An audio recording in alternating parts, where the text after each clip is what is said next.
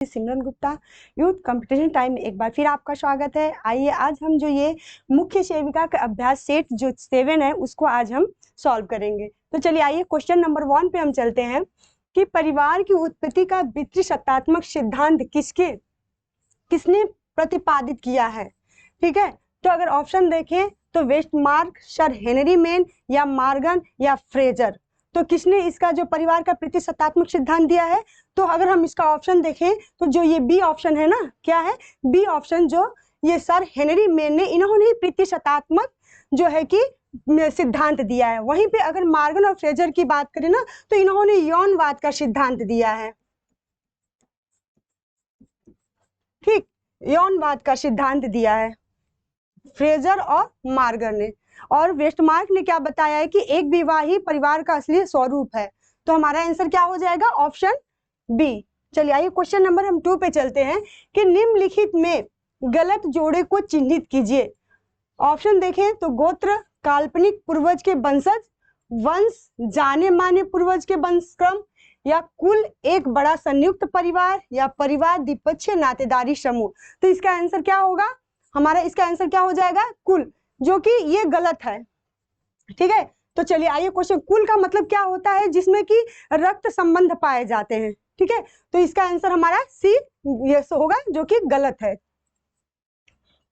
चलिए question number हम 3 पे चलते हैं कि किस नियम के अनुसार परिवार की संपत्ति में परिवार के प्रत्येक सदस्य का जन्मजात अधिकार होता है।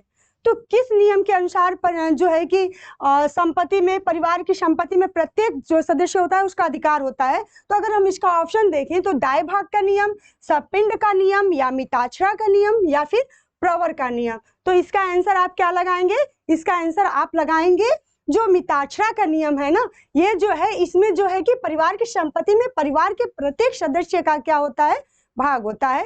तो हमारा आंसर क्या हो जाएगा, ऑप्शन सी। ठीक, और इसको जो है कि किसने वो किया था, तो विज्ञानेश्वर, जो विज्ञान दत्त जो थे, उन्होंने जो है कि इसको जो है कि ये बताया था इस नियम को। ओके, तो चलिए और अब हम बात करते हैं कि चलिए अब क्वेश्चन नंबर हम 4 पे चलते हैं कि किसने भारत में नातेदारी की क्षेत्रीय विशेषताओं की व्यापक व्याख्या की है। ठीक, डी.एन. धनार्गे, आई.पी. देसाई, या इरावती कर्वे, या एम शाह। बताइए किसने किया है। तो इसका आंसर आप क्या देंगे, इसका आंसर आप देंगे इरावती कर्वे। ओके, इसका आंसर क्या हो जाएगा, इरावती कर्वे। चलिए आइए क्वेश्चन नंबर हम 5 पे चलते हैं। तो भारतीय दंड संहिता की कौन सी धारा LGBTC से संबंधित है।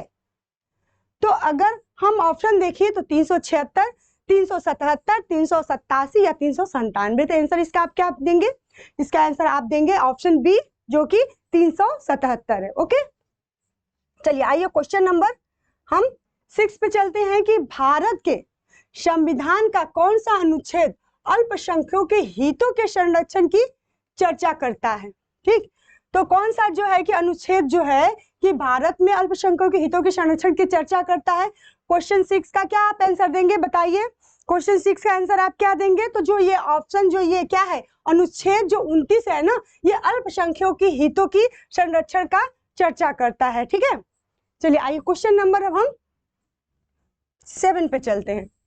अस्पृश्यता को समाप्त किया जाता है, क्या अस्पृश्यता को समाप्त किया जाता है और उसका व्यवहार किसी भी रूप में निषिद्ध है, यह कहाँ घोषित है।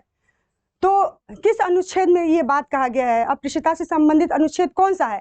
तो आप क्या बताएंगे, अनुच्छेद क्या है, ये जो अनुच्छेद 17 है ये अस्पृश्यता से संबंधित है। ठीक, चलिए आइए हम क्वेश्चन नंबर 8 पे चलते हैं। तो भारतीय प्रसंग में मलिन बस्ती की जनसंख्या में वृद्धि यह बताती है। ऑप्शन देखिए कि ग्रामीण गरीबी का विस्तार, ग्रामीण संपन्नता का विस्तार, या शहरी संपन्नता का विस्तार, या उपरोक्त में से कोई नहीं। तो मलिन बस्ती अगर हम देखें तो क्या इसका आंसर आप क्या देंगे।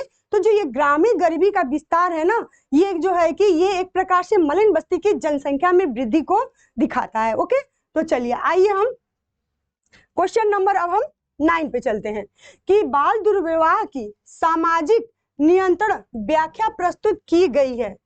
किसके द्वारा? तो अगर देखें ऑप्शन, तो पार्सन द्वारा, कार्ल मैनहीम द्वारा, गेल्स द्वारा या पीटर वर्ग द्वारा। बताइए 9 का आंसर आप क्या देंगे? जो 9 का आंसर है वो उसको आप क्या देंगे? तो जब 9 के आंसर की बात करें तो जो ये गेल्स जो है ना, गेल्स द्वारा, किसके द्वारा? ऑप्शन सी, गेल्स के द्वारा जो है बाल विवाह के सामाजिक नियंत्रण का व्याख्या किया गया था। ओके, चलिए क्वेश्चन नंबर हम 10 पे चलते हैं। तो सामाजिक परिवर्तन में जब सांस्कृतिक लक्षण या समग्रता एक समाज से दूसरे समाज में फैलते हैं तो वह प्रक्रिया कहलाती है। अगर ऑप्शन देखें तो प्रसारण, ठीक, सांस्कृतिक आक्रमण, सांस्कृतिक विनिमय या संस्कृति का सामान्यीकरण। इसका आंसर आप क्या देंगे? चाहिए इसका आंसर आप देंगे क्या? प्रसारण। क्या कहलाता है वो? प्रसारण कहलाता है। ओके, चलिए क्वेश्चन नंबर 11 पे चलते हैं कि भारत में महिला के कल्याण से विकास उपागम में परिवर्तन कब हुआ? जो भारत में महिलाओं के प्रति जो विकास हुआ, महिलाओं के लिए, वो विकास किस पंचवर्षीय योजना में जो है कि इसमें ध्यान दिया गया? तो जो ये छठे अगर ऑप्शन देखें तो हम अगर देखें तो क्या है ये? द्वितीय पंचवर्षीय योजना, 5वीं पंचवर्षीय योजना में, या छठी पंचवर्षीय योजना में, या 9वीं पंचवर्षीय योजना? बताइए आप आंसर क्या देंगे? हमने थोड़ा सा हिंट आपको दे दिया था, ठीक है, लेकिन चलिए देखिए ऑप्शन क्या हो जाएगा इसका? इसका ऑप्शन हो जाएगा जो ये छठी पंचवर्षीय योजना है ना, जो छठी पंचवर्षीय योजना है, इसी में जो है कि इसमें क्या किया गया था कि महिला के कल्याण से विकास का उपागम में जो है कि परिवर्तन हुआ था। ठीक, चलिए क्वेश्चन नंबर हम 12 पे चलते हैं। तो कि परिहास संबंध किसके मध्य नहीं पाया जाता है? ठीक, किसके संबंध मध्य नहीं पाया जाता है? देखिए एक बार हमारा क्वेश्चन ये पूछा था कि किसके संबंध पाया जाता है, किसके मध्य पाया जाता है, लेकिन यहाँ थोड़ा सा क्वेश्चन को देखिए यहाँ नहीं लगा दिया। तो हम लोग पहले भी क्वेश्चनों में करते आ रहे हैं कि जीजा साली, ठीक, लेकिन यहाँ नहीं पाया जाता की बात कर रहा है, तो आप क्या करेंगे? इसका आंसर आप क्या देंगे? तो इसका आंसर देंगे आप क्या? माता और पुत्री के बीच जो है कि परिहास संबंध नहीं पाया जाता है। ओके, चलिए क्वेश्चन नंबर हम अब 30 पे चलते हैं कि कस्तूरबा गांधी बालिका विद्यालय योजना किस वर्ष प्रारंभ की गई थी? तो ऑप्शन अगर देखें तो 2005, 2003, 2004 या 2006। बताइए इसका आंसर आप क्या देंगे? तो इसका आंसर देंगे आप ऑप्शन सी, 2004 में जो है ना ये कस्तूरबा गांधी बालिका जो है विद्यालय योजना का प्रारंभ किया गया था। और ये क्या है?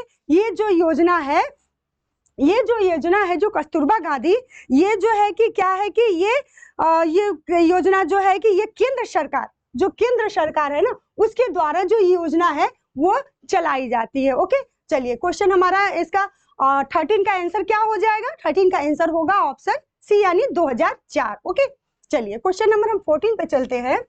तो महिलाओं के प्रति होने वाले अपराधों की प्रकृति को आपराधिक हिंसा, घरेलू हिंसा एवं सामाजिक हिंसा के रूप में वर्गीकरण किसने किया है? ठीक, अगर आप ऑप्शन देखें तो राम आहूजा, E.S. सदरलैंड या D.R. टैफ्ट या C.H. कूले, किसने किया है? बताइए 14 का आंसर किसने किया है? ठीक, बताइए इसका आंसर आप लोग क्या बताएंगे? इसका आंसर आप लोग देंगे क्या? राम आहूजा। क्या? राम आहूजा ने जो है कि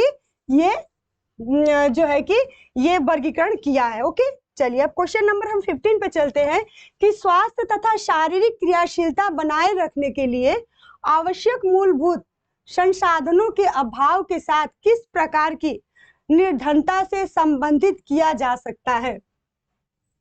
तो इसका आंसर आप क्या देंगे? अगर हम ऑप्शन देखें तो पूर्ण निर्धनता, सापेक्षिक निर्धनता या निर्धनता की संस्कृति या प्रवर्तित निर्धनता। ऑप्शन बताइए इसका आंसर क्या देंगे आप 15 का? तो 50 का अगर आंसर की बात करें तो आप क्या इसका बताएंगे? जो ये पूर्ण निर्धनता है ना, ये पूर्ण निर्धनता इसका आंसर होगा। ओके, चलिए आइए क्वेश्चन नंबर हम 16 पे चलते हैं।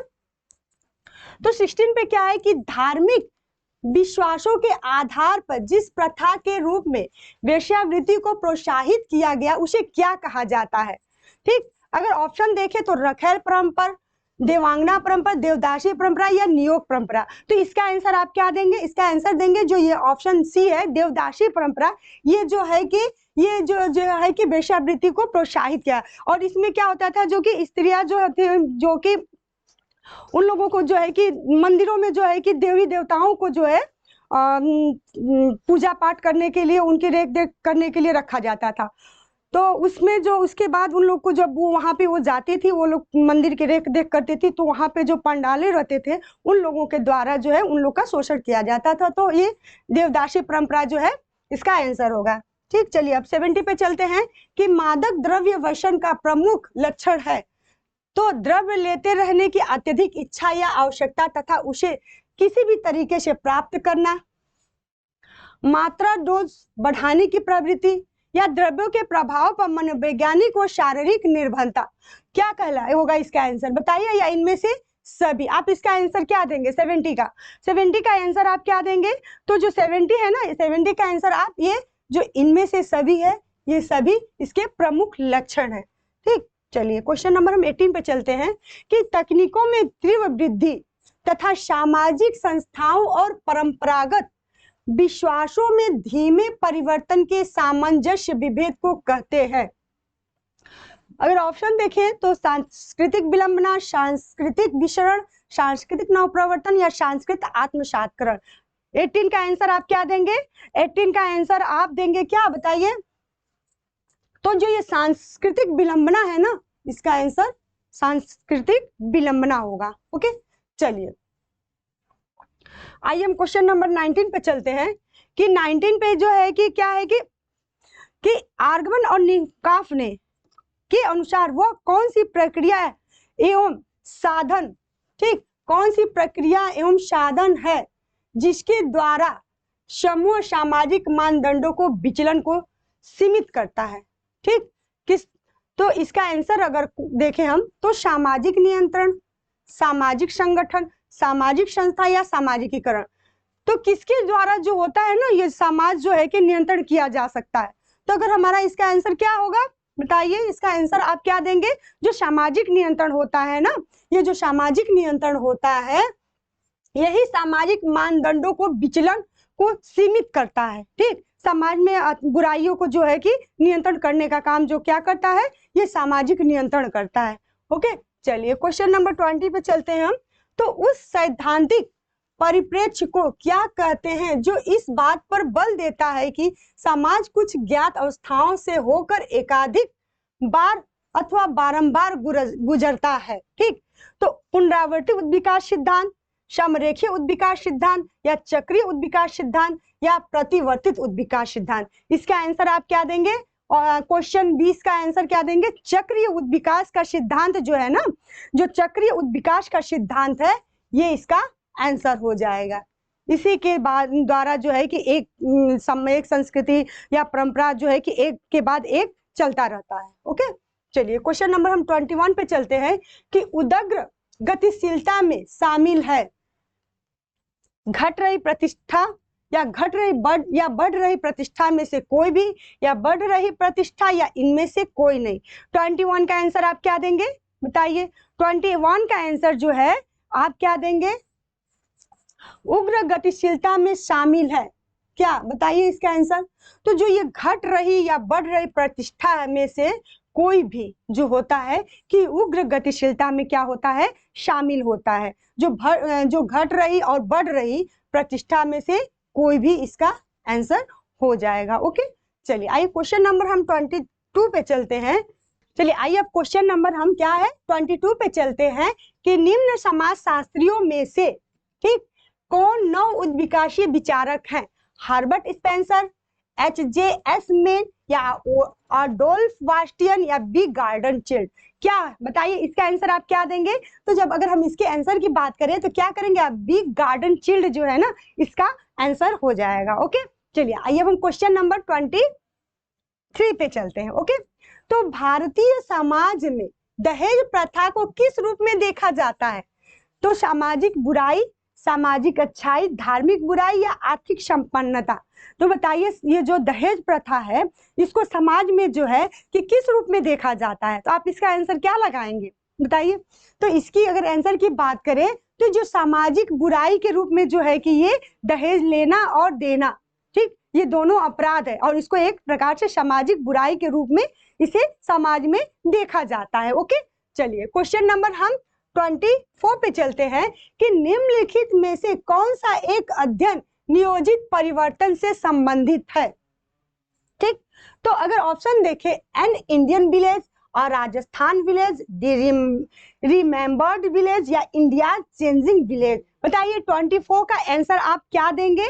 तो जो 24 है ना, 24 का आंसर आप जो है कि जो इंडिया चेंजिंग विलेज, ठीक, इंडिया चेंजिंग विलेज जो है इसका आंसर देंगे जो कि इससे संबंधित है। ओके, चलिए अब क्वेश्चन नंबर 25 पे चलते हैं कि तंबाकू के अधिक सेवन से होता है हृदय की धड़कन बढ़ जाती है, रक्तचाप बढ़ जाता है, मुख का कैंसर हो जाता है या उपयुक्त सभी। इसका आंसर आप आसानी से लगा लेंगे।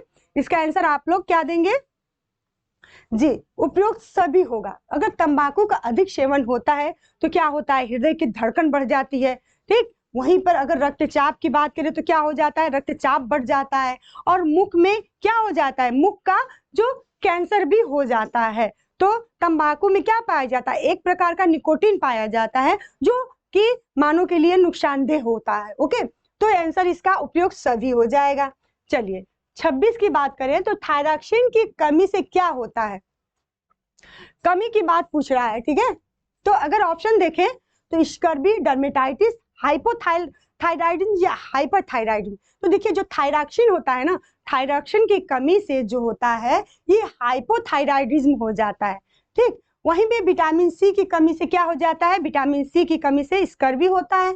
और डर्मेटाइटिस क्या है, बताइए बताइए, इसका आंसर आप लोग बताएंगे और कमेंट में देकर। ओके, चलिए तो हमारा आंसर क्या हो जाएगा, विटामिन सी। चलिए क्वेश्चन नंबर हम 27 पे चलते हैं।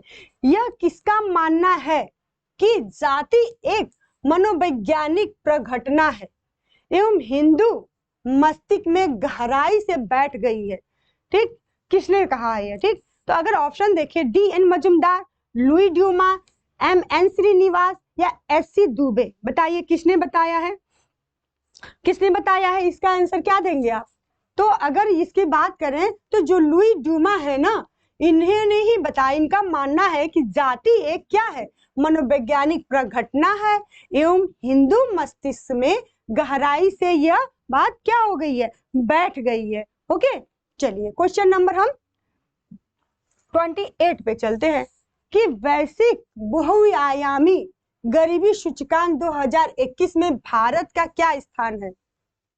ठीक है, भारत का स्थान क्या है। अगर ऑप्शन देखें तो 77, 66, 58, 46 या फिर 46, क्या होगा इसका आंसर, आप बताइए क्या होगा, इसका आंसर आप क्या होगा बताइए। तो जो ये है ना 66 इसका आंसर होगा, जो कि 109। ठीक, क्या 109 जो देशों में भारत का स्थान कितना है, तो 109 देशों में ये भारत का स्थान कितना है, 66 है। ओके, चलिए 29 पे चलते हैं। तो जनसंख्या की प्रकृति वृद्धि निम्न में से किसका परिणाम है, प्रव्रजन, अशोधित मृत्यु दर या विवाह या अघोषित जन्म दर, क्या होगा इसका आंसर बताइए।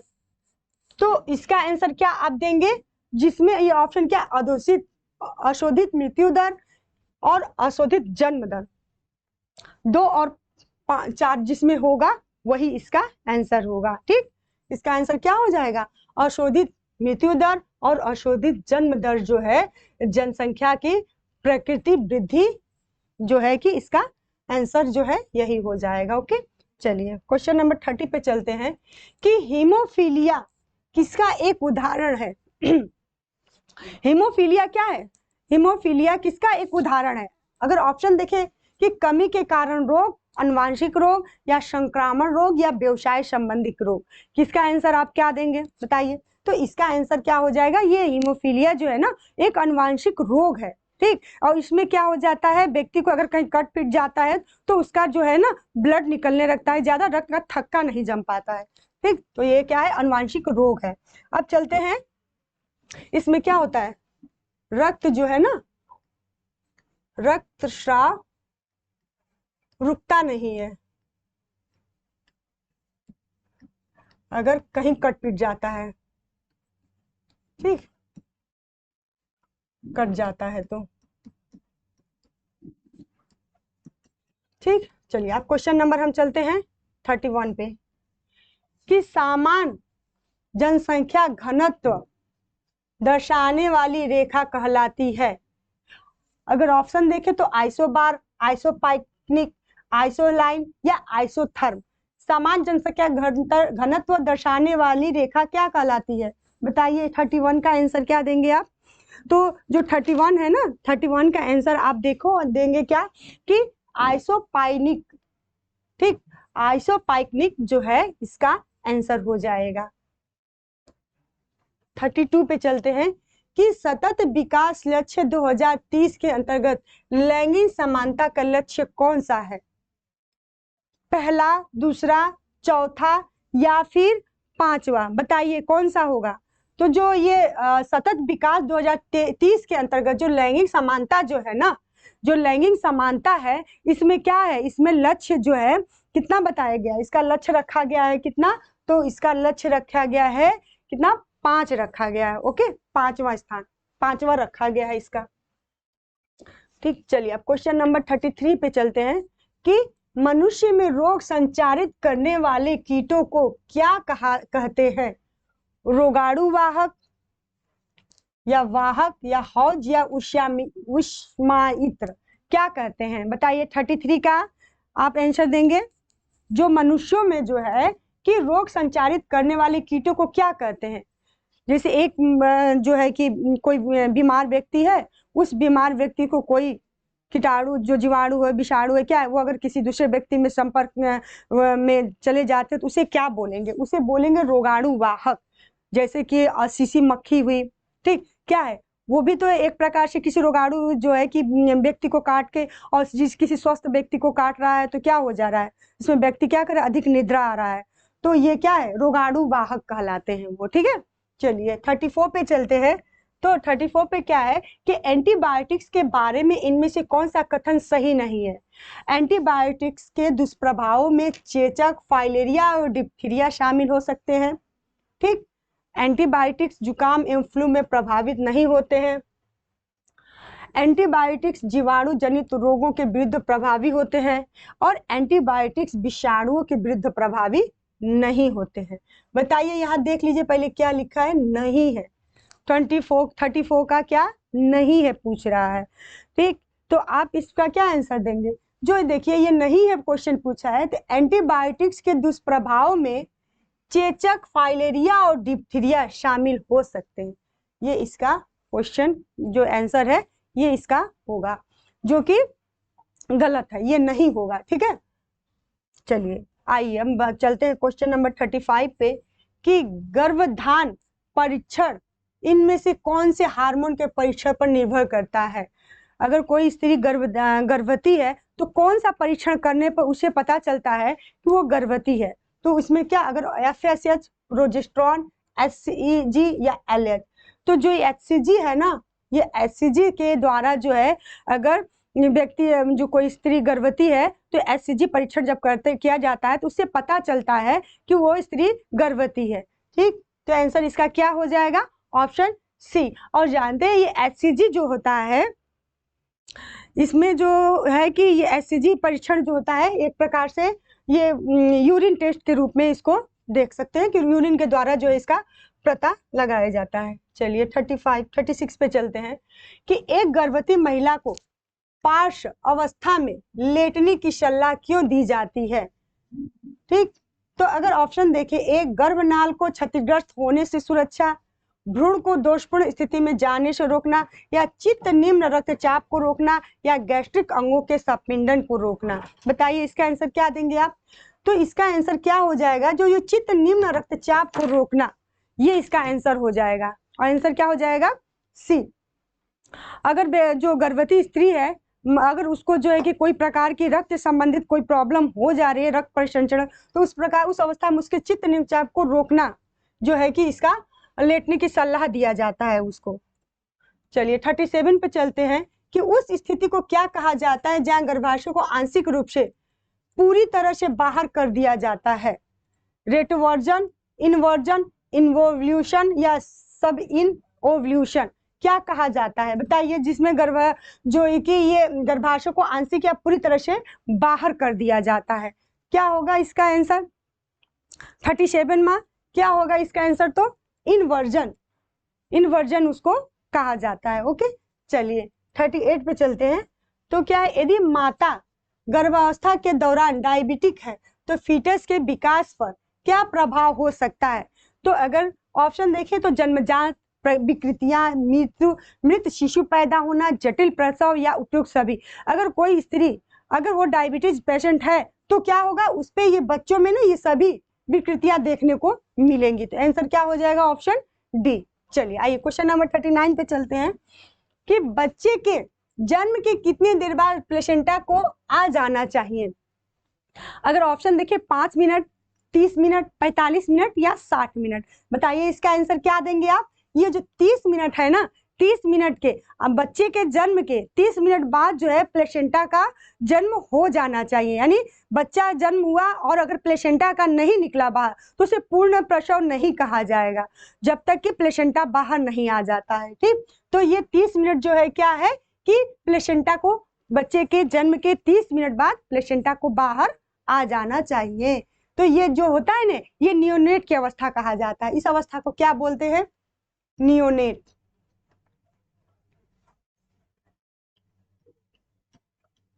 ठीक, चलिए क्वेश्चन नंबर 40 पे चलते हैं कि प्लेसेंटा में भ्रूण की सतह की तरफ अपारदर्श अंगूठी दिखाई देती है जिसका ज्यादा महत्व नहीं होता, उसे क्या कहते हैं? सेक्सुरिटिया या अपराधिपार्टिटा या अपराधिप्रचिया या प्लेसेंटा सरकमवैलेटा क्या कहा जाता है? बताइए 40 का आंसर क्या देंगे आप? 40 का आंसर क्या देंगे? जो ये प्लेसेंटा सरकमवैलेटा जो है ना, ये इसका आंसर होगा। ठीक, चलिए क्वेश्चन नंबर 41 पे चलते हैं कि बीसीजी के देने के बाद निशान बनता है, कितने दिन बाद बनता है? 3 दिन बाद, 2 सप्ताह बाद, 1 महीना बाद या 2 महीने बाद? तो जो बीसीजी का टीका होता है ना, जो बच्चे को पहला टीका लगाया जाता है, वो क्या होता है? पहला टीका ही होता है ना बच्चा का। ठीक, पहला टीका होता है और ये टीका जो है लगने के कितने सप्ताह बाद जो निशान होता है, जो बनना जरूरी रहता है, वो 2 सप्ताह बाद। कितने सप्ताह बाद होता है? तो वो निशान जो होता है कि 2 सप्ताह बाद बनता है।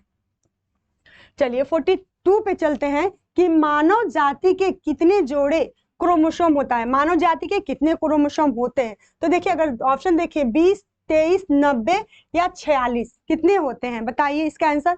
तो जो मानव जाति में ना 23 जोड़े क्रोमोसोम पाए जाते हैं। ठीक, जोड़े की बात करें तो 23, अगर संख्या में पूछे तो 46। ठीक, और अगर वहीं पे बात करें तो जो है कि 22 जोड़े जो होते हैं ना, 22 जोड़े जो होते हैं पुरुष और महिला में समान होते हैं, लेकिन एक जो जोड़ा होता है पुरुष और महिला में जो है कि डिफरेंट होता है। तो आंसर क्या हो जाएगा? 23। चलिए, एक व्यक्ति की युक्ति संगत रूप से सोचने और समस्याओं का समाधान करने की क्षमता किसका अंग है? सूक्ष्म मोटर क्रिया, भाषा विकास, संज्ञानात्मक विकास या अच्छा प्रबंधन कौशल? तो इसका क्या हो जाएगा 43 का?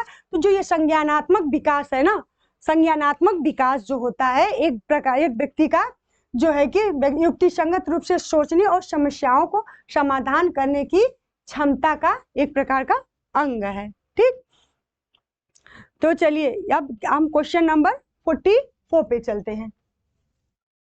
Question number 44।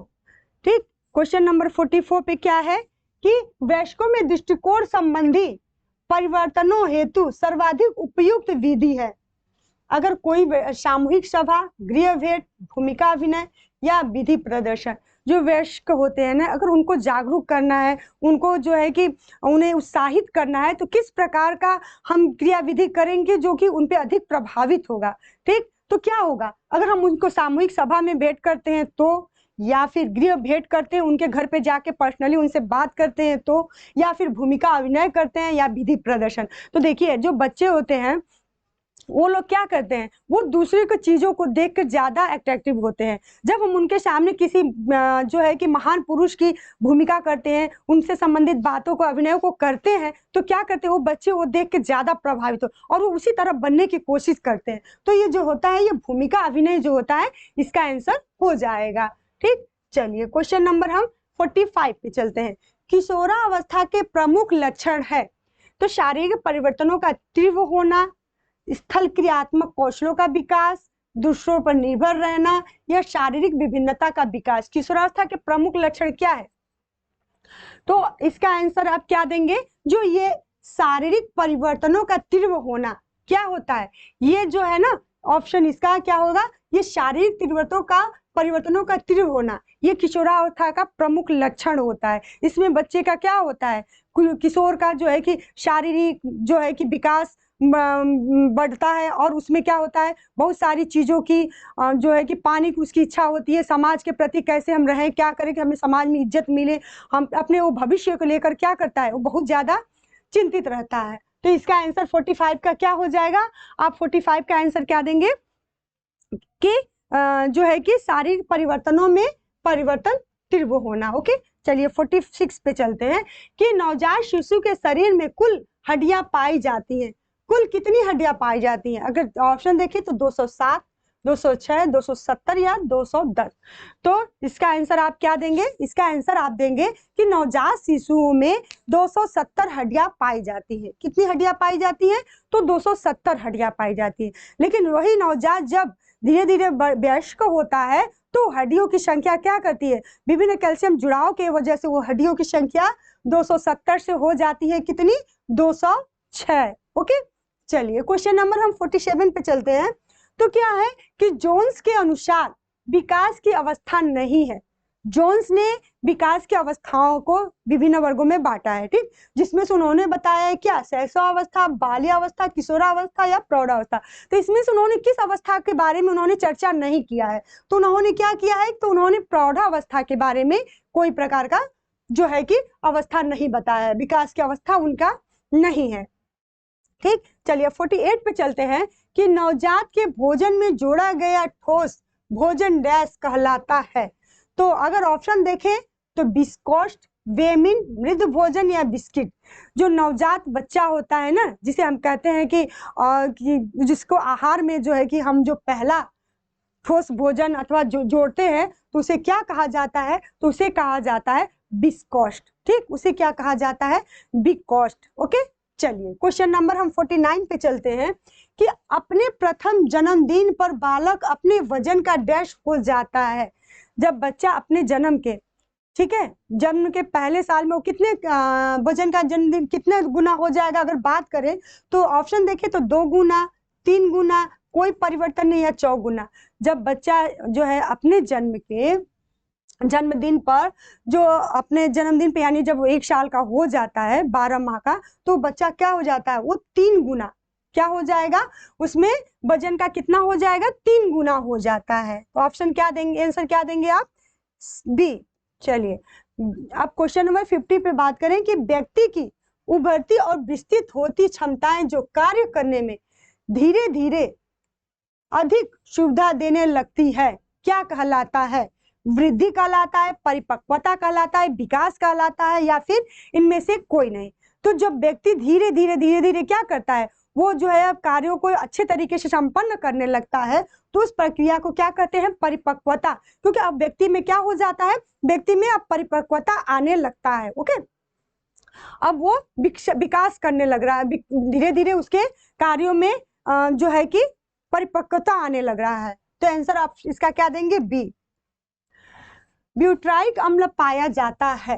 ठीक, अगर ऑप्शन देखें अंडे में, सरसों के तेल में, मक्खन में, फलों में, इसका आंसर आप क्या देंगे, बताइए।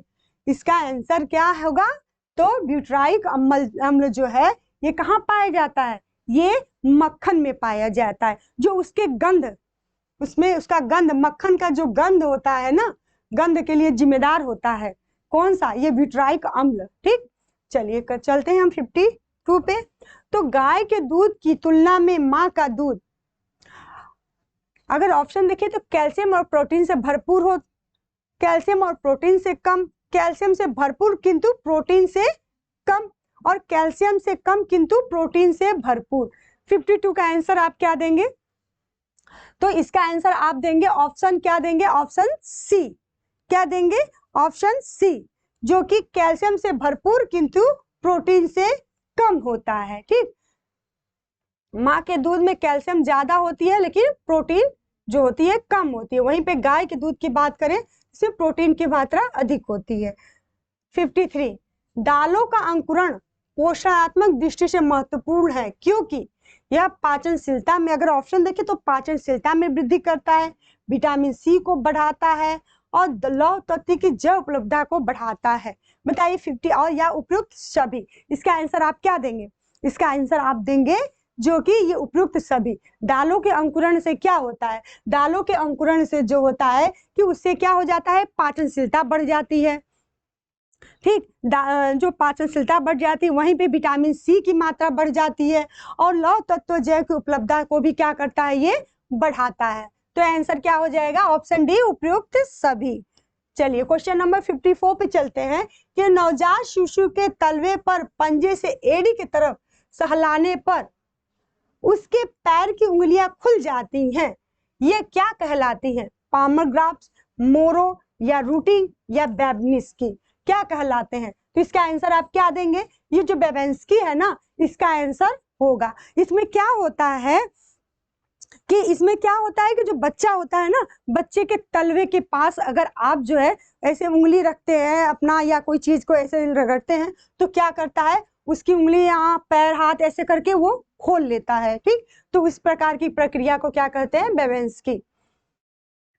चलिए क्वेश्चन नंबर हम 55 पे चलते हैं कि आदिवासी क्षेत्रों से संबंधित एक राष्ट्रीय कार्यक्रम है SDP, DTP, ORT या PHC, क्या होगा 55 का? तो 55 में जो SDP है ना, SDP जो है इसका आंसर क्या हो जाएगा? SDP, ये इसका आदिवासी क्षेत्रों से संबंधित एक राष्ट्रीय कार्यक्रम है। SDP क्या है? एक राष्ट्रीय कार्यक्रम है।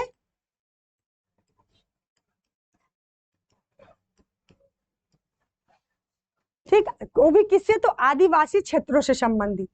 चलिए क्वेश्चन नंबर हम 56 पे चलते हैं कि किस वर्ष पल्स पोलियो इम्यूनाइजेशन प्रोग्राम लागू किया गया था? 2001 में, 2005 में, 1995 में या 1990 में? तो जो पल्स पोलियो कार्यक्रम जो था ये जो है कि 1995 में जो है कि ये प्रोग्राम लागू किया गया था। ठीक, चलिए क्वेश्चन नंबर 57 पे चलते हैं। बच्चों में नाखून चबाने की आदत के कारण कुछ भी हो सकते हैं।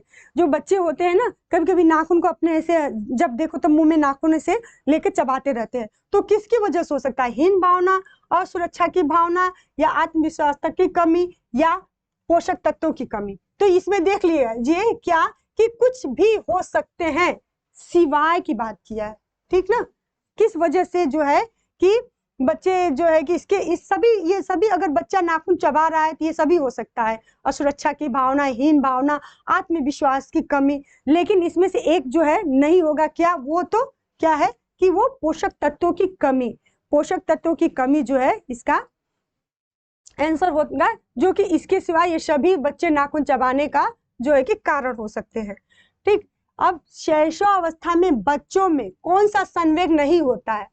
तो अगर ऑप्शन देखें तो आनंद, क्रोध, उत्साह या डर, कौन सा जो होता है शैशवावस्था में बच्चों में नहीं पाया जाता है? तो बच्चों में जो है ना ये डर जो होता है शैशवावस्था में नहीं पाया जाता है।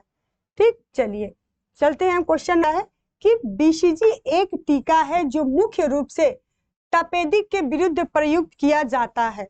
BCG का क्या अर्थ है? ठीक है, तो अगर ऑप्शन देखें तो baby cure Guérin, bacillus Calmette Guérin या बैक्टीरियम क्योर ग्यूरिन या बेबी केयर ग्यूरिन, इसका आंसर आप क्या देंगे? इसका आंसर आप क्या देंगे? तो बैसिलस कैलमेट ग्यूरिन। ओके, दूध के दांत होते हैं, अगर ऑप्शन देखें 15, 18, 20 या 24, बच्चों के दूध के दांत कितने होते हैं? तो बच्चों के दूध के दांत होते हैं 20। ठीक, चलिए क्वेश्चन नंबर हम चलते हैं अब 61 पे कि लैक्टेशन वह प्रक्रिया है जिसके द्वारा दुग्ध डैश द्वारा संश्लेषित और श्रावित होता है।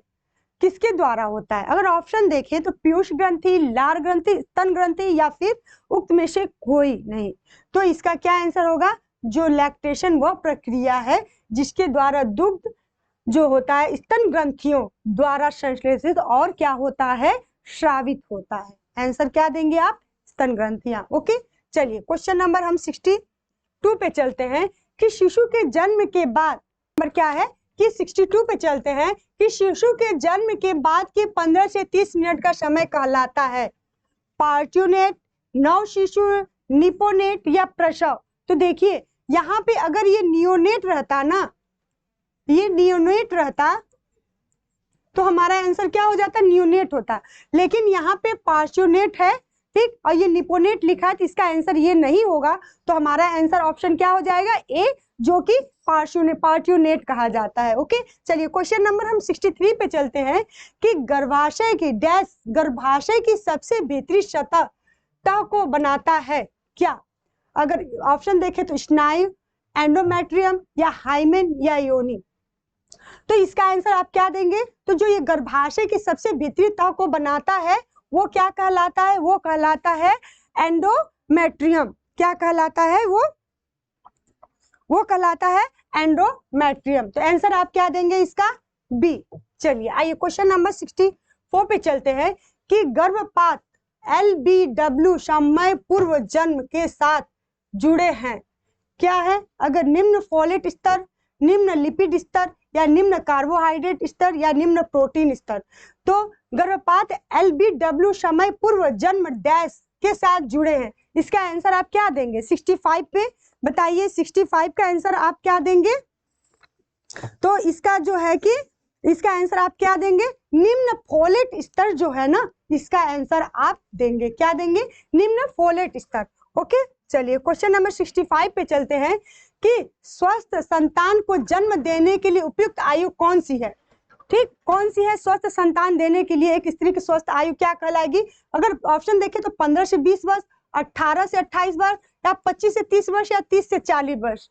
तो जो कोई अगर लड़की है या स्त्री है वो क्या है? अगर उसकी आयु 25 से 30 वर्ष के बीच में है तो क्या है? वो एक स्वस्थ संतान को जन्म दे सकते हैं, क्योंकि इस समय क्या होता है कि जो हार्मोन्स वगैरह होते हैं उसके क्या होते हैं? एकदम क्रियाशील रहते हैं। तो ये हमारा आंसर क्या हो जाएगा? ऑप्शन सी, 25 से 30 वर्ष। ओके, चलिए क्वेश्चन नंबर जो 66 पे चलते हैं कि एफ्लाटॉक्सिन पाए जाते हैं। एफ्ला क्या है? एक प्रकार का टॉक्सिन है, क्या है? तो इसमें किसमें पाया जाएगा? अगर ऑप्शन देखें तो मूंगफली में, सेब में, दूध में, पनीर में। बताइए किसमें पाए जाएंगे? तो इसका आंसर आप क्या देंगे? जो मूंगफली है ना, मूंगफली में क्या होता है? मूंगफली में एफ्लाटॉक्सिन पाया जाता है। ओके, क्वेश्चन नंबर अब चलते हैं हम 67 पे कि अंकुरण के समय सक्रिय एक एंजाइम है। अगर ऑप्शन देखें तो पैपेन, ब्रोमिलिन, एमाइलेज या रेनिन। तो अंकुरण के समय जो होता है, ये जो एमाइलेज होता है ना, ये सबसे सक्रिय होता है। ठीक, सक्रिय एंजाइम होता है अंकुरण के समय। ओके, चलिए अब हम बात करें 68 पे। तो क्या है कि खाद्य सुरक्षा एवं मानक एक नियम ने परिरक्षकों को वर्गीकरण इस प्रकार किया है। अगर ऑप्शन देखें क्या? अगर ऑप्शन देखें तो श्रेणी और मात्रक, श्रेणी और ग्रेडिंग, खाद्य ग्रेड और गैर खाद्य ग्रेड या भक्ष्य योग्य या अभक्ष्य योग्य। क्या देंगे इसका आंसर आप? इसका आंसर आप देंगे खाद्य ग्रेड और गैर खाद्य ग्रेड। ये जो है कि इसका वर्गीकरण किया गया है। उसी पर अगर हम बात करें कि खाद्य ग्रेड के अंतर्गत क्या आएगा, तो इसमें आ जाएगा आपका चीनी। ठीक, चीनी कहिए या शक्कर कहिए, शक्कर, नमक, ठीक, और जो है कि शहद। ठीक, शहद। वहीं पे अगर हम गैर खाद्य ग्रेड की बात करें, वहीं पे अगर हम गैर खाद्य ग्रेड की बात करें तो यहाँ पे क्या आ जाएगा? यहाँ पे आ जाएगा सोडियम बेंजोएट। क्या आ जाएगा? सोडियम बेंजोएट और क्या आ जाएगा? सोडियम एसिड और sorbic acid. Sorbic acid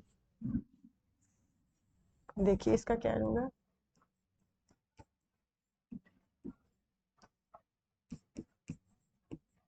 acid या कॉर्बिक एसिड, क्या आ जाएगा, सोडियम एसिड और एस्कॉर्बिक एसिड। ओके, तो आंसर आप क्या देंगे इसका, सी, खाद्य ग्रेड और खाद्य गैर खाद्य ग्रेड। चलिए क्वेश्चन नंबर हम चलते हैं 69 पे, कि जब सब्जियों को छोटे करीब वर्गाकार में काटा जाता है तो उस विधि को क्या कहते हैं, छोटे या ऐसे, ठीक। तो अगर ऑप्शन देखें तो स्लाइस करना, कद्दूकस करना, डाइस करना या मसलना, क्या कहेंगे। तो जो ये वर्गाकार करने की बात कर रहा है, तो ये वर्गाकार में क्या है कहेंगे इसको, इसको कहेंगे डाइस करना, क्या, इसको कहेंगे डाइस करना। ओके, 70 पे चलते हैं, कि हीटिंग तकनीकी के माध्यम से भोजन को संरक्षित करने वाली विधि का नाम बताइए, हीटिंग के द्वारा। तो ब्राइनिंग, केनिंग, क्रायोप्रिजर्वेशन या लायोफिलाइजेशन, क्या कहेंगे आप इसको, तो इसको आप कहेंगे क्या, इसको कहेंगे आप, आंसर क्या देंगे, केनिंग। ओके, चलिए 71 पे चलते हैं, कि एफपीओ मानक का प्रयोग किस पर किया जाता है, एफपीओ, ठीक, फूड, अगर देखिए फूड प्रिजर्वेशन, फूड क्या है इसका आंसर, वो एफपीओ का फुल फॉर्म क्या होगा, फूड प्रोडक्ट ऑर्डर, क्या होगा, फूड प्रोडक्ट ऑर्डर, जो कि फूड प्रोडक्ट ऑर्डर का 1955, क्या 1955 में क्या किया गया था, इसको लागू किया गया था। तो ये किस पे जो है कि इसका प्रयोग किस पे किया जाता है, अगर ऑप्शन देखिए तो वस्त्रों पर, मकान बनाने की सामग्री पर, या इलेक्ट्रॉनिक उपकरण पर, या खाद्य पदार्थों पे। आप इसका आंसर समझ गए होंगे क्योंकि मैंने इतना ज्यादा एक्सप्लेन कर दिया इसका यहाँ पे, कि फूड प्रोडक्ट ऑर्डर यानी ये खाद्य पदार्थों से संबंधित है, ठीक है, ये खाद्य पदार्थों पे इसका वो जो है कि प्रयोग किया जाता है। और कब लागू हुआ था, 1955 में लागू हुआ था। ओके, चलिए 72 पे चलते हैं, कि किस उम्र में बीएमआर की दर कम हो जाती है, तो बचपन में, किशोरावस्था में, युवावस्था में, या वृद्धावस्था में। तो बीएमआर की जो है ना दर जो है वो वृद्धावस्था में कम हो जाती है, क्योंकि इस अवस्था में उपापचय की क्रिया क्या हो जाती है, कम हो जाती है, धीमी हो जाती है। तो कहीं ना कहीं व्यक्ति ज्यादा से ज्यादा आराम करता है, उस अवस्था में क्या होता है, बीएमआर की दर जो होती है कम हो जाती है। चलिए 73 पे चलते हैं, कि आईसीएमआर 2010 के अनुसार 10 से 12 वर्ष की लड़की के लिए ऊर्जा के लिए अनुवांशित आहार मात्रा है 1900 किलो कैलोरी प्रतिदिन, 210 किलो कैलोरी प्रतिदिन, 2190 किलो कैलोरी प्रतिदिन, या फिर 2330 किलो कैलोरी प्रतिदिन। बताइए इसका आंसर क्या करेंगे आप। तो जो ये 2010 की बात किया है, तो 2010 के अनुसार जो था ना, ये क्या है कि 2010 किलो कैलोरी जो है प्रतिदिन के जो है कि अनुमानित किया गया है, कितने वर्ष के बच्चे के लिए, तो 10 से 12 वर्ष की लड़की के लिए। ओके, 74 पे चलते हैं, शिक्षण या मानसिक रूप से अक्षम बालक की बुद्धि लब्धि का स्तर होता है, कितना होता है, अगर 0 से 25, 50 से 75, 25 से 50 या 75 से 100, तो इसका आंसर आप क्या देंगे, इसका आंसर देंगे आप 75 से 100। ये जो होता है कि मानसिक शिक्षण या मानसिक रूप से अक्षम बालक की बुद्धि लब्धि का स्तर है। ओके, चलिए 75 पे हम चलते हैं, कि शक्ति एम्पावरमेंट से आप किसे नियंत्रित करते हैं, संपत्ति को, ज्ञान को, प्रवृत्ति को, या उपयुक्त सभी को। शक्ति एम्पावरमेंट से आप किसे जो है कि नियंत्रित करते हैं। 75 का आंसर आप दीजिए, 75 का आंसर क्या देंगे आप बताइए, इसका आंसर आप देंगे क्या, ये उपयुक्त सभी, क्या देंगे, उपयुक्त सभी, ठीक। 76 पे चलते हैं, कि बोलने से पूर्व बालक इस भाषा का प्रयोग करते हैं, ठीक, बोलने से पहले बालक कौन से भाषा का प्रयोग करता है, तुतलाना, बबलाना, एक शब्द, या सांकेतिक भाषा। तो इसमें आंसर आप क्या देंगे, इसका आंसर आप देंगे क्या, कि बोलने से पहले जो बालक होता है वो सांकेतिक भाषा का प्रयोग करता है। ठीक, तो हमारा आंसर क्या हो जाएगा? Option D. क्योंकि बोलने बालक जब छोटा रहता है तो डायरेक्ट आपसे ये नहीं कहता है कि मम्मा मुझे भूख लगी है, मम्मा मुझे पानी दो। वो चिल्लाता है, वो रोता है और क्या करता है? आपसे सांकेतिक रूप से दिखाता है कि ये दो आप हमें। ठीक, तो हमारा आंसर क्या हो जाएगा? Option D.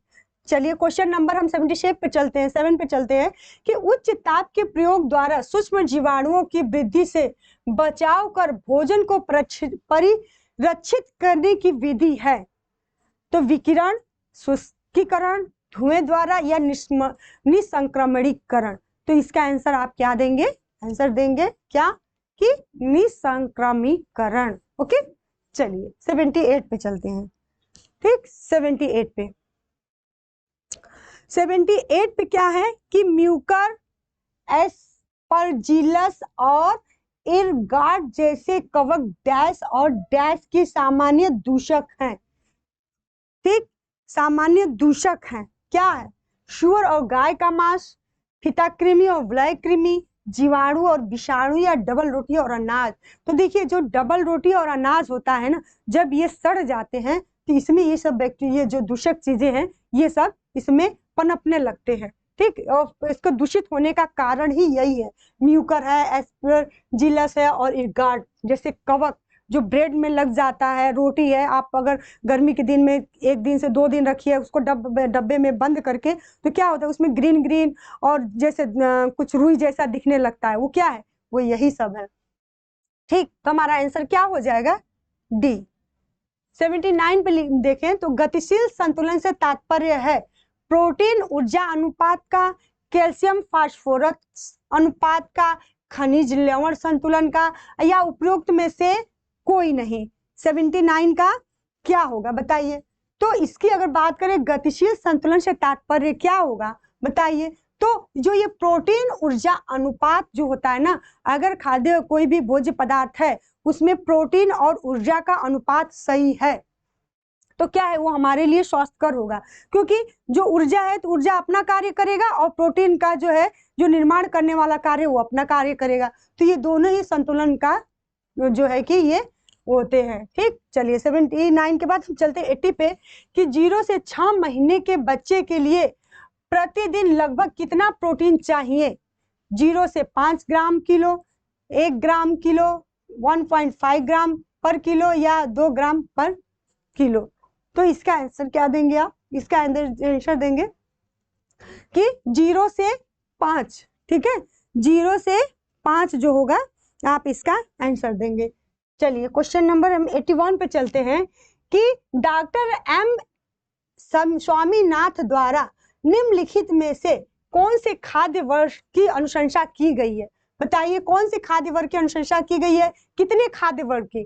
तो अगर हम बात करें 4 खाद्य वर्ग की, 5 खाद्य वर्ग की, या 7 खाद्य वर्ग की, या 11 खाद्य वर्ग की, तो जो डॉक्टर एम.एस. स्वामीनाथन है ना, इन्होंने क्या किया था? 11 खाद्य वर्ग की जो है कि अनुशंसा किया था। ठीक, चलिए आइए हम चलते हैं क्वेश्चन नंबर 82 पे कि भारत में पोषक तत्व की कमी से सर्वाधिक रूप से पाई जाने वाली बीमारी क्या है?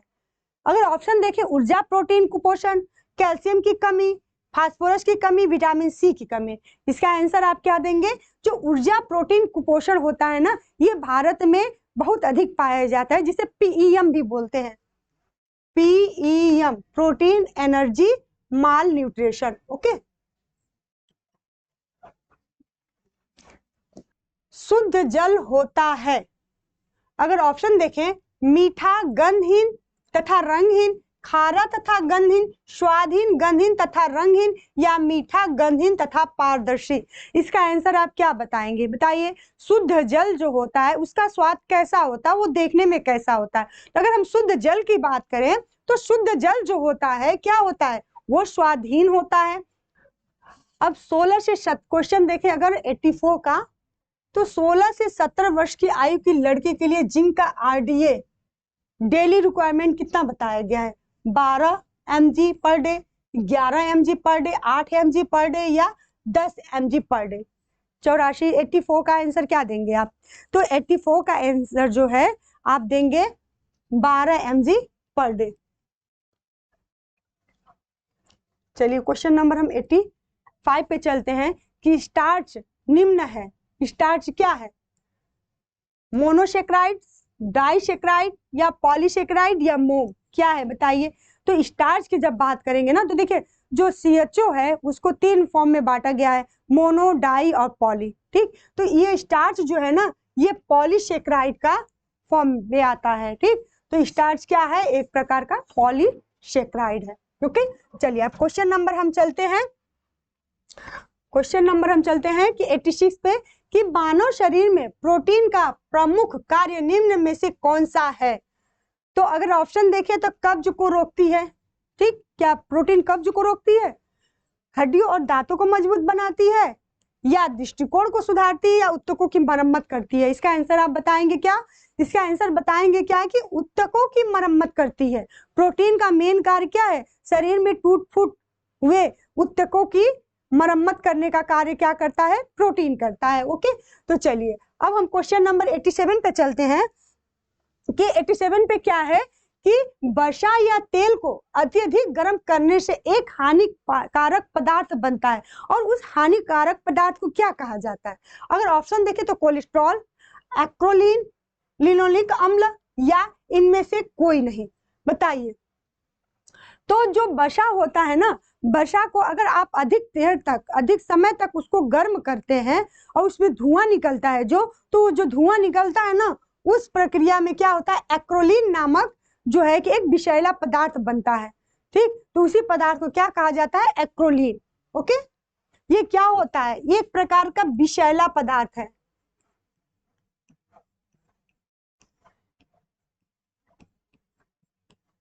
जो कि कैंसर का कारण भी बन सकता है। ओके, चलिए 88 पे चलते हैं कि इस भोज्य पदार्थ में जिसमें रेटिनॉल की अधिक मात्रा पाई जाती है। ठीक, तो अगर हम ऑप्शन देखें इसका तो कार्ड लिवर तेल, मक्खन, शार्क लिवर तेल या माता का दूध, किस भोज्य पदार्थ में रेटिनॉल की अधिक मात्रा पाई जाती है? बताइए। तो इसका आंसर आप क्या देंगे? इसका आंसर देंगे आप जो शार्क लिवर होता है ना, शार्क लिवर तेल होता है, जो शार्क लिवर तेल होता है इसमें जो है रेटिनॉल की मात्रा अधिक पाई जाती है। ठीक, रेटिनॉल की मात्रा क्या होती है? इसी में शार्क लिवर तेल में जो है कि ये पाया जाता है अधिक। चलिए क्वेश्चन नंबर 89 पे चलते हैं हम कि वो परिवार जो माँ के नाम से जाना जाता है, ठीक, उसे क्या कहते हैं? जो परिवार माँ के नाम से जाना जाएगा उसे आप क्या कहेंगे? बताइए। मैट्रिआर्कल परिवार, पेट्रिआर्कल परिवार, या फिर पॉलीगाइनस परिवार, या पॉलीएंड्रस परिवार? उस परिवार को क्या कहेंगे जो माता के नाम से जाना जाएगा? उसे आप बोलेंगे मैट्रिआर्कल परिवार। इसमें क्या होता है? इसमें माँ का जो है कि नाम चलता है, माँ का वंश चलता है।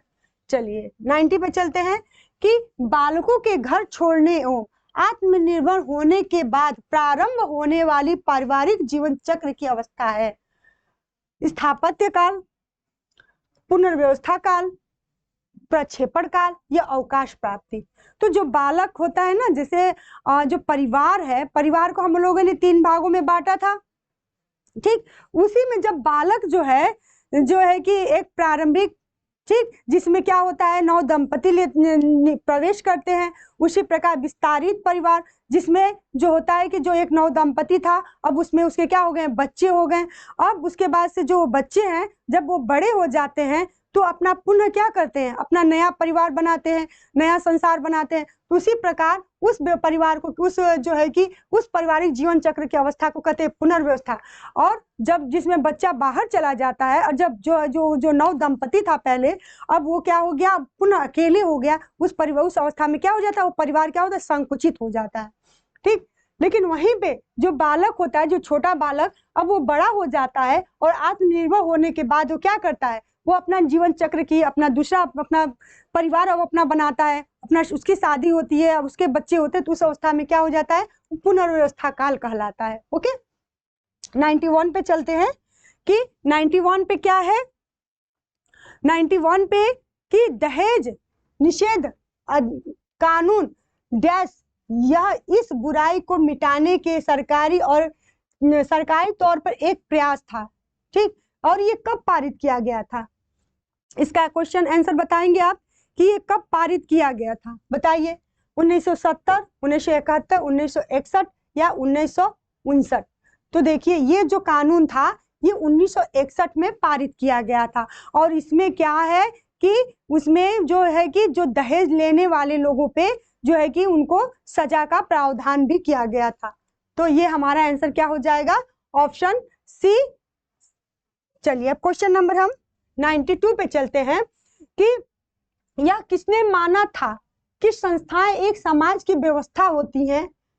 किसने माना था, बताइए। अगर ऑप्शन देखिए, सानवर्क, डलगर्शनाथ, ओके, डर्गसनाथ या जॉन डुई या पीटर एल्वर्ट, किसने माना था? तो ये जो है कि ना, ये संस्थाएं एक समाज की व्यवस्थाएं होती हैं, ये डलगस नॉर्थ ने माना था। ठीक, चलिए क्वेश्चन नंबर हम 93 पे चलते हैं कि वह परिवार जो अपने पर्यावरण के साथ निरंतर परस्पर संबंधित रहता है डैश कहलाती है? क्या कहलाती है, बताइए। जो कि अपने पर्यावरण के साथ निरंतर परस्पर संबंधित रहती है, वो परिवार क्या कहलाती है? खुली प्रणाली, बंद प्रणाली, अर्ध बंद प्रणाली या अर्ध खुली प्रणाली? तो वो परिवार क्या कहेंगे आप? वो परिवार कहलाती है खुली प्रणाली, जो कि वातावरण के साथ जो है अपने समायोजित हो रही है। चलिए 94 पे चलते हैं कि समाज की बुनियादी इकाई कौन सी है? समाज की बुनियादी इकाई कौन है? अगर ऑप्शन देखिए, स्कूल, अस्पताल, मंदिर या परिवार, तो समाज की बुनियादी इकाई क्या होती है? परिवार होती है। और परिवार से मिलकर ही क्या बनता है? समाज का निर्माण होता है। और समाज से ही पूरे देश, विश्व, इस सब का निर्माण होता है। तो हमारा इसका आंसर क्या हो जाएगा? ये परिवार जो है समाज की बुनियादी इकाई होती है। चलिए क्वेश्चन नंबर हम 95 पे चलते हैं कि मैग्लोब्लास्टिक एनीमिया किस विटामिन की कमी से होता है?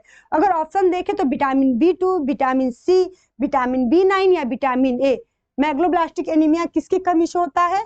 तो इसका आंसर आप क्या देंगे? ये विटामिन B9 की कमी से मैग्लोब्लास्टिक एनीमिया होती है। ठीक, मैग्लोब्लास्टिक एनीमिया किसकी कमी से होती है? तो विटामिन B9 की कमी से होती है। ठीक, चलिए, और उसी प्रकार अगर हम बात करें जो ये विटामिन सी की बात, विटामिन B2 की बात करें, तो विटामिन B2 क्या है? इसकी कमी से क्या होता है? एंगुलर स्टोमेटिस होता है। ठीक,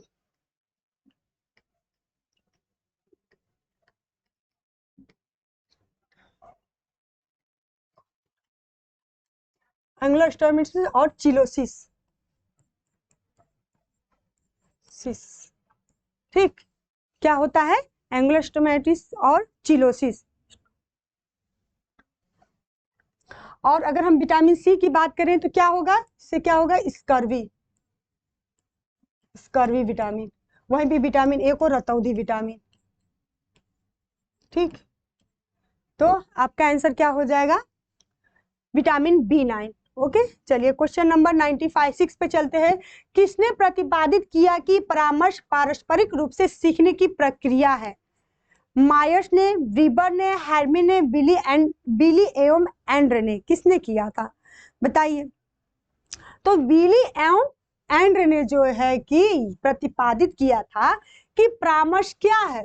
एक पारस्परिक रूप से सीखने की प्रक्रिया है। किसने बताया था? बिली एवं एंड्रे ने। चलिए 97 पे चलते हैं कि परामर्श की विधि है मौन धारण, स्वीकृति, पुनरावृत्ति या उपयुक्त सभी। तो परामर्श में क्या होता है? मौन धारण भी होगा, स्वीकृति होगी और क्या होगी? पुनरावृत्ति भी होगी। तो इसका आंसर आप क्या देंगे? Option D. चलिए आइए अब क्वेश्चन नंबर हम 98 पे चलते हैं कि विश्व क्या है कि विश्व स्वास्थ्य संगठन के कुल कितने देश हैं? तो अगर ऑप्शन देखें तो 150, 194, 198 या 210। तो जो विश्व स्वास्थ्य संगठन है ना, इसके कितने देश, कुल कितने देश सदस्य हैं? तो 194 जो है कि इसके कुल सदस्य हैं। कितने हैं? तो 194 जो है इसके कुल सदस्य हैं। ठीक, चलिए आइए क्वेश्चन नंबर हम 99 पे चलते हैं कि यूनिसेफ की राष्ट्रीय समितियों की संख्या कितनी है? यूनिसेफ की राष्ट्रीय समितियों की संख्या कितनी है? अगर ऑप्शन देखें तो 36, 37, 38 या 48। यूनिसेफ के जो सदस्यों की संख्या है वो क्या है? वो 38 है। ठीक, अब हम चलते हैं 100 पे, जो हमारा अंतिम क्वेश्चन है। यूएनडीपी के द्वारा जारी किए जाने वाले मानव विकास सूचकांक में निम्न से क्या शामिल नहीं है? जो यूएनडीपी जो जारी करता है मानव विकास सूचकांक, जो कि उसमें वो क्या नहीं, उसमें किसको शामिल उसने नहीं किया है? तो जीवन प्रत्याशा, शिक्षा, संपत्ति या फिर प्रति व्यक्ति आय। तो इसमें जो है आप क्या बताएंगे आंसर? संपत्ति को उसमें शामिल नहीं किया जाता है, बाकी सबका आकलन होता है सबके बारे में। ठीक, तो चलिए हमारा आंसर क्या हो गया? ऑप्शन सी यानी संपत्ति। ठीक, और इस प्रकार हमारा ये 100 क्वेश्चन कंप्लीट हुआ। हम नेक्स्ट डे अब अभ्यास सेट जो है कि 8 लेकर आएंगे, और हमें लग रहा होगा कि आप लोग ने इसको एंजॉय करके जो है कि आप इसको सॉल्व किए होंगे। आप लोग के कितने क्वेश्चन सही हुए इसको कमेंट में करिएगा, और लाइक और जो है कि शेयर जरूर करिएगा। Okay, thank you.